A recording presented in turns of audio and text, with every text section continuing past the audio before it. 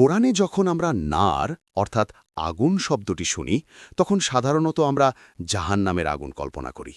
কিন্তু কোরআনের ভাষা এত সরলমায়। কোরআনে নার সবসময় শাস্তির আগুন বোঝায় না।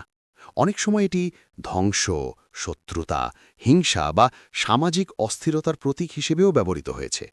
আর এখানেই আসে আরেকটি গুরুত্বপূর্ণ শব্দ, নূর। নূর মানে আলো।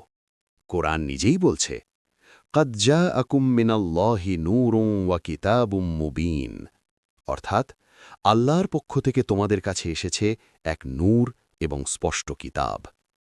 কিন্তু প্রশ্ন হল, নূর আর নার কি পুরোপুরি আলাদা? মজার বিষয় হল দুটোর মধ্যেই আলো আছে। নূরও আলো, নারও আলো দেয়। কিন্তু পার্থক্যটা কোথায়? নূর এমন আলো যা সত্যকে প্রকাশ করে, যা পথ দেখায়, যা অন্ধকার দূর করে। আর নার এমন আলো যার সাথে আছে দহন, ভয় এবং ধ্বংস। একটি আলো মানুষকে বাঁচায়, অন্যটি আলো মানুষকে পুড়িয়ে দেয়। ঠিক এই কারণেই কোরআন নিজেকে নূর বলে, কারণ কোরআন মানুষের সামনে বাস্তবতাকে স্পষ্ট করে দেয়। মানুষ বুঝতে শুরু করে কোনটা সত্য, কোনটা ভ্রান্তি, আর কোনটা তাকে ধ্বংসের দিকে নিয়ে যাচ্ছে। তাই কোরআনের ভাষা বুঝতে হলে শুধু শব্দ নয়, তার গভীর অর্থ বুঝতে হবে।